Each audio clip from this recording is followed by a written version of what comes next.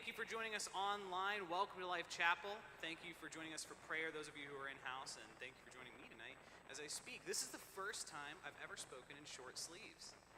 I know, it's wild. I've spoken twice before, and they always give me the holidays previously. They gave me Thanksgiving, and they gave me Christmas.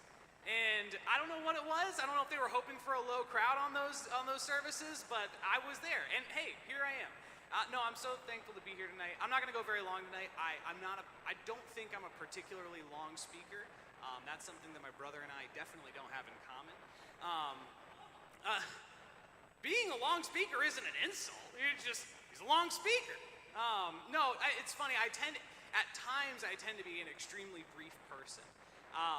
Specifically, every time I have guests over, and specifically if they come over in the evening, I'm very brief. Okay, I love hanging out with them. I think I'm a very hospitable person, but once it hits about 9 p.m., the hospitality's run out, and I'm tired. And I always say this too. I say, hey, no offense. I love you so much. Thank you for coming over. I'm gonna go to bed, so you gotta go. Thank you. And I say that, and they're like, I get it. Thanks for giving me the hard cap. They do. Like, I've got guests who've thanked me before for kicking them out, but I just tend to be brief in those ways. I would like to believe I'm a very nice person, but just after 9 p.m., I established very healthy boundaries. For those of you who don't know, my name is Gentry. I'm the middle child in the pastoral household. So my dad is Jonathan Perry, my mom is Sharon Perry, my brother, one older, is Grant Perry, and my younger is Grayson Perry. That's how the family works. And I run the live stream almost every Sunday in Wednesday. And I've been doing that for a long time now. And, you know, I just want to give them like a taste of their own medicine. Like, I'm not going to, but I kind of just like want to run really fast to the right or the left. Because they'll do that. I'm doing the camera in the back, and then suddenly they're speaking, and then they'll go really fast that way. And I'm like, I'm jerking the camera trying to follow them. I won't do that, but I want to. Yeah, but obviously grew up here in this church my whole life. I love Life Chapel. Anybody who's been to Life Chapel for longer than a week can tell you that this church is great. Right? I know. Seriously. And I feel like people would consider me biased. I'm not. I'm very critical, and I love this church. But growing up, you know, it was always interesting being the pastor's kid and being in the youth group and stuff. And at the time, our youth pastor was Nikki, and we would do, you know, youth group looks so different, you know, 20 years ago, 10 years ago than it does today. I'm not saying it should be the same. Life evolves, the world's changing, but it's just so different. Yearly, we would do a camp or like a missions trip. One year we did a missions trip to New Orleans, and I'll never forget. It was so funny. So it's like 12 kids and 4 adults, and we just roamed the streets helping people after Hurricane Katrina. I say after Hurricane Katrina, it was 10 years after Hurricane Katrina. But those of you who've been to New Orleans know, there's parts of the city that are still busted down. And so it was funny, we were all walking outside down the streets, and then it just suddenly rains on all of us. Well, those of you who've been in the South know that the rain goes as fast as it comes. So we all get soaked. We're all just squishing around. Again, 12 kids and 4 adults just walking around the street, and it's Louisiana, so we didn't dry off all day. You just see, it's just funny, a small mob of people just squishing around the city, and we just didn't dry off. It was so funny to me, just looking back on that memory. And we would do youth trips every month. Every month we'd go to like a different youth conference. We would go to different churches, and we would, you know, the way that it would work is usually we'd go down on Friday night, have Friday service, have Friday night afterburner. That's what it was called. It's called the afterburner, because we were cool. We weren't cool. And then Saturday, we'd have a morning service, we'd go to lunch, and then we'd have evening service and afterburner, right? That was what it was. That was how the weekend went. Then you'd go home either early Sunday morning or late Saturday night, because you had to make it to church on Sunday. And, oh man, it was so funny. On the Saturday afternoon, we went to a Cracker Barrel. And whose idea that was to bring a bunch of like 12 and 13-year-olds to the Cracker Barrel? I don't know. We probably disturbed the geriatric community immensely that day. But I will never forget, and I will tell you this has no bearing on the sermon, but I think it's hilarious, and I gotta tell it. I had a tall glass of chocolate milk. And I discovered that day I was lactose intolerant. So it is 2 p.m. and we still have, I drink a tall glass of chocolate milk at the Cracker Barrel. We got a long day ahead of us. We go in the church van, I'm buckled over between the driver's seat and the passenger seat going, I don't know if I'm gonna live. And I'm telling this to my youth pastors and they're like, you'll probably live. They've had no idea what to do with me, but I'm like, I don't know, something's really wrong. I'm not gonna go into much more explicit detail than that, but it was an interesting trip to say the least. Mariah is one of the few that probably remember that, but I'll never forget that feeling. But one that we went to in particular, and I don't remember the speaker, but there was a speaker telling us about the parable of the prodigal son. And, it's one of the most famous parables in the Bible. If you've been to a couple church services, you've probably heard of it before. But if you haven't, I'll give you the quick scoop. All right, so there's a rich man, father, and he's got 2 sons. One son goes, hey, Dad, I want my inheritance. I'm going to go, okay? See you later. And the dad goes, okay. Gives him his inheritance. The son goes off, and he starts carousing. And as he goes off, he lives this massively luxurious life. He spends it all on women and booze, and he gets drunk, and he lives this life of luxury. And guess how long that lasts? Not very long. And so he loses it all. So destitute, he then starts working as a farmhand where he tends to pigs, and he's so poor, he can't even feed himself enough, so he starts eating the pigs. He is eating with the pigs. He is in a horrible situation. And he thinks to himself, well, I'm better off as a servant at my father's house than I am as a man just rolling around eating with the pigs, so I might as well go back home and see if I can serve my dad. He goes back home, and the father welcomes him with open arms, gives him a robe, gives him a ring. He tells him, he restores him to sonhood, and he goes, I love you, I'm so thankful to have you back, and he throws a feast in his honor. It's a beautiful story. Now, the preacher who is telling us this story, he told us an important detail we all had to consider. Preachers love giving you the gotcha moment, all right? If you've ever been to a couple sermons, preachers love taking a common story everybody's heard of and going, but you didn't think of this, did you? Gotcha, And so his gotcha for us was, well, the son who went away took his inheritance. And so that means that when he came back home, and eventually one day the father passed away, that the son who stayed home would have his inheritance, and the son who went off would have nothing. That was his gotcha. He's like, you didn't think about that, did you? So you better stay in church. That was what it was. That was the point of the sermon. And there's always been something that's bothered me of this rendition, and we'll get into it. I'm a marketer by trade. I'm a marketing specialist, but I'm a teacher by heart and by degree and by certification. Teaching didn't work out. That's okay.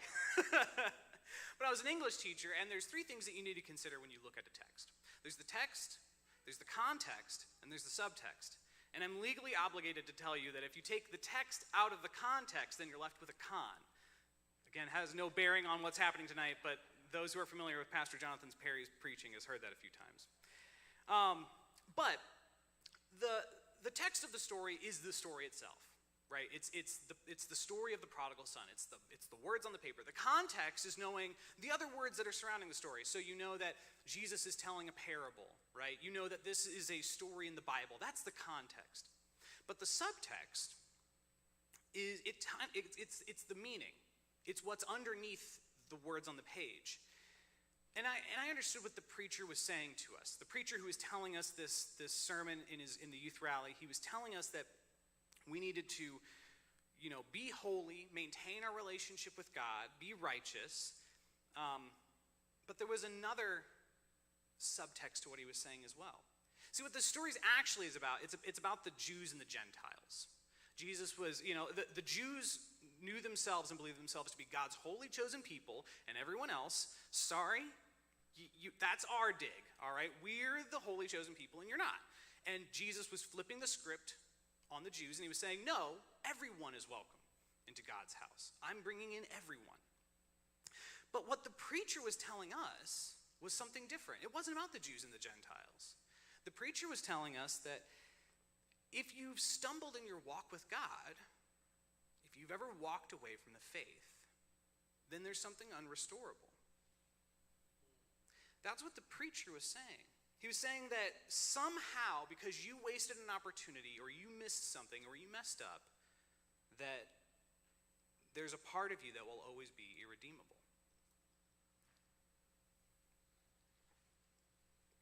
And if you truly believe in redemption and salvation, then you'll know that isn't true. And unfortunately, there's another implication in the subtext that bothers me even more to what the preacher was saying, not to the story. And that is, if you remain faithful to God, you'll be rewarded more than those sinners. Right? That the reason that we stay faithful to God is that we're waiting for that cash money inheritance. That's the why.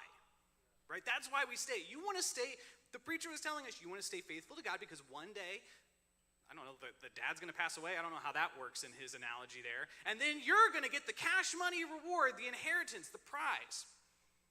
And that's why you keep yourself to live righteously. And that's the only reason. Because it costs you to be righteous. You don't get to do the fun things that one guy did. You have to remain righteous and faithful. It's a cost to living. But if you see righteousness as a cost, then you really don't know the joy or the reward of righteousness. See, people continue to be dissatisfied. Christians continue to be dissatisfied. They believe that the cost to live righteously outweighs the benefits of the gig.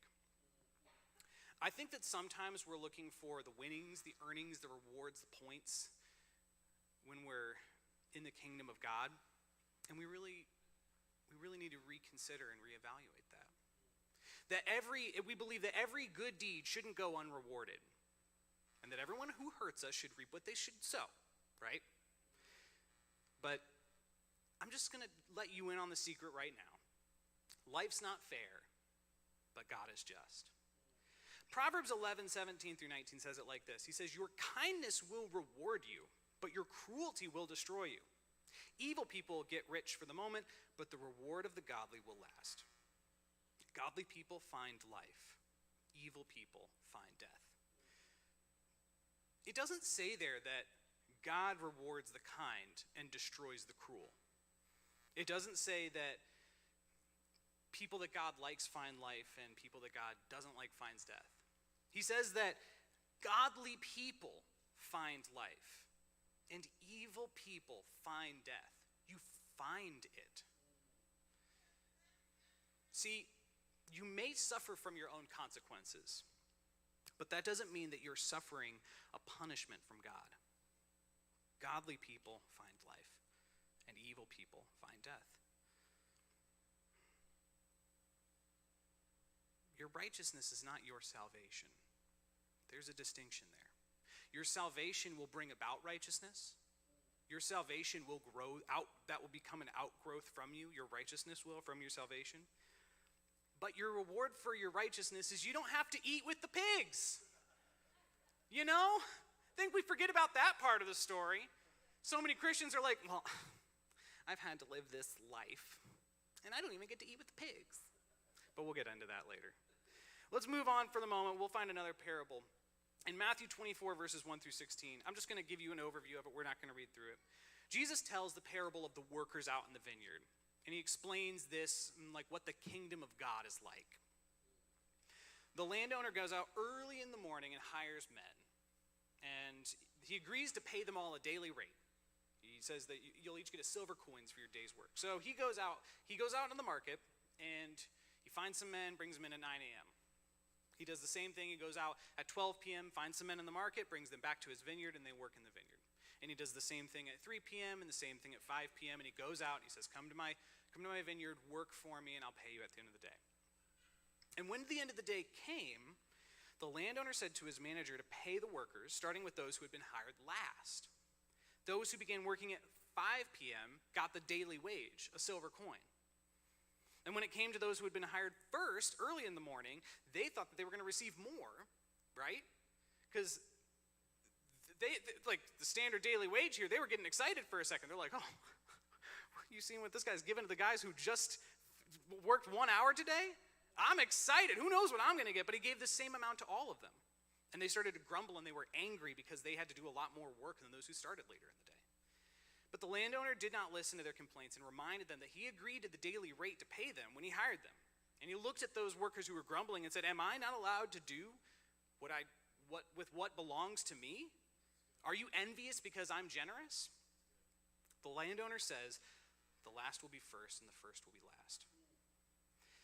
See, in the parable of the laborers in the vineyard, Jesus paints a picture of grace that runs counter to human intuition. At the end of the day, the landowner called all the workers to get paid, and they all got paid the same wage. And obviously, those who worked longer got upset because you got to admit, you'd be a little upset yourself. You're at your desk job or whatever. You're out in the manufacturing plant. You're on the floor, and you're working. It's a hard day, and you're tired.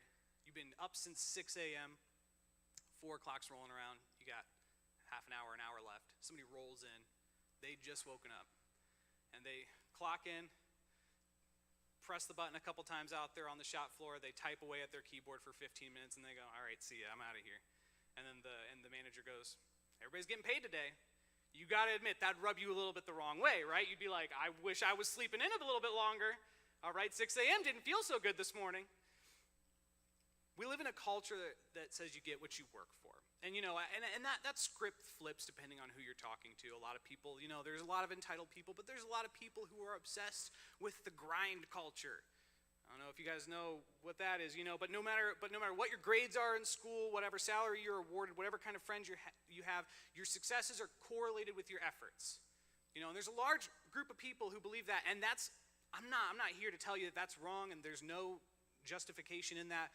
But I am telling you that isn't so with God's plan. See, as Jesus' words demonstrate, there's no such thing as effort-based deservedness before him. Everyone gets the silver coin at the end of the day, whether they were in the vineyard for 12 hours or they were in the vineyard for 1. This may seem unfair to you, but consider who you more identify with in the story. Are you the early riser who's been diligent all day long, or are you the one who comes an hour before the end of the day?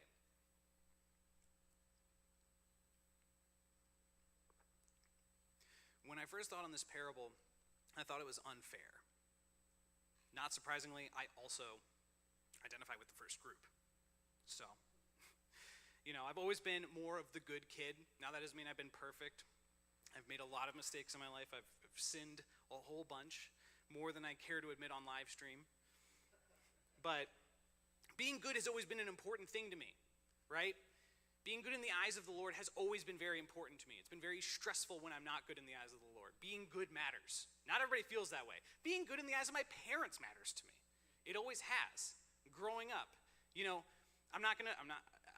one of my brothers, all right, would be very rebellious. And this could be either of them at this moment. And he would just challenge them and come up against them, and I would be shaking for him. I was like, please just do what they say. Why are you arguing with them? Why are you bad? I would get so upset because he wasn't being obedient. And unfortunately, it's carried over into my relationship with Sierra as well. There's times, we're just talking, and I'll be like, are you mad at me? And she's like, she's just looking at me. It's 6 a.m. She's been awake for 2 minutes. The day isn't long enough for her to be mad at me yet. Nothing's happened, all right? But I get so worried about being good, and it can be so easy to look at those who aren't worried about that, and to think how unfair that is when the same reward's given either way. They're given the same love as from the parent. Either way, whether you're the good kid or the bad kid, you're loved the same. See, God's grace for us is grace regardless, and we're all living the redeemed life. Life's not fair, but God is just. And it's a good thing that God doesn't give like the world does, right? Because we see fairness very differently in our tit-for-tat culture. What really has bothered me and what kind of has ached my soul and it's kind of the main reason of why I talk to you tonight, and why I bring this to you, is that some Christians complain that they didn't get more time to stand around in the market. Some Christians complain that they didn't get to eat with the pigs. They're like, guys, I know I'm making this great income, I have a wonderful life, and I see the beauty and the excellence of God, but I just, I wanted more opportunity to eat with the pigs. And I think that Christians, and that includes myself as well at times, it's been easy to live in the life of sanctification and righteousness. And I mean that being in the greater sense, not that I've done everything perfectly, but that's been an important value instilled in me in my life. And to look out and go, well, I wish I had all that opportunity. I wish I did more of that stuff that I didn't do. And now as a born-again believer, as a Christian, that upsets me to my core. See, it's kind of like, the point is that Christians like me and in that situation, in that mindset, kind of need to grow up. They need to know and understand and celebrate the fact that God gave us all that opportunity for salvation. I often compare the relationship between us and the Lord as that between like us and a spouse. I tell this to my youth all the time, and for some people that might seem weird, but we see God at times as a friend, or like, God is my friend, or God, I'm a servant to God, or God is my father, right? God takes on, or God is God Almighty in heaven. He's this huge being, the creator. He's taken on a lot of different roles, and one that I think of often is that of a spouse. And we are considered the bride of Christ, right? We know that. We have that relationship with God. And imagine living in that kind of transactional marriage, And I'm not talking about if you mow the lawn, I'll do the dishes. That's fine, right? I get it. That happens. That happens in our house. But imagine it just being like, well, if you do the dishes and take the car for oil changes and always keep your promises and you give me the special Valentine's Day gift, then I will remain faithful to you. That's how people treat the relationship with God. As long as you deliver on all of these promises and rewards and the goodness for me, as long as I know that inheritance is waiting for me at the end of the day, that cash money prize, then we're good. And that wrecks me to my core. If you have a partner that tells you that, that's a red flag. All right? If you have a partner that you know what? A little bit of dating advice. If they say, as long as you do the chores, I'll be faithful, I don't know if that's going to work out. You might want to tell them, hey, sorry, I'm not for everyone. It doesn't look like, People see purity as a duty. And they see their relationship with God litigiously. We know that staying pure and righteous in our marriage is good for us. It's healthy. It's God's plan. But beyond all of that, it's fulfilling. We can't confuse the gift of righteousness for the gift of salvation. Not everyone will live righteous lives, okay? There's going to be a lot of people who come in at the very last minute, 20 minutes left on the clock, and they get God's salvation right then, on the deathbed, the day before they pass, whatever it is. And as Christians, we need to be there for them, to celebrate them, to walk with them. We should tell them, they're joining us out in the field, and we should tell them, it's going to be totally different now, right? I'm so excited for you. Because the guy who hired us, he's the best boss in the world. And he's going to pay you so well for your work, even though you've only been out here for 20 minutes. Once you work this job, you're never going to want to work another job for the rest of your life. All right? The pay, wonderful. The coworkers, the best. That's us. See, you and me, we're making it to heaven by grace alone. Not because we earned it, not because we deserved it, but because life isn't fair, but God is just. Thank you so much for joining me tonight. And thank you to our online audience for joining me. I appreciate it so much. We will see you either on campus or online this upcoming Sunday. Thank you so much. And everybody have a good night.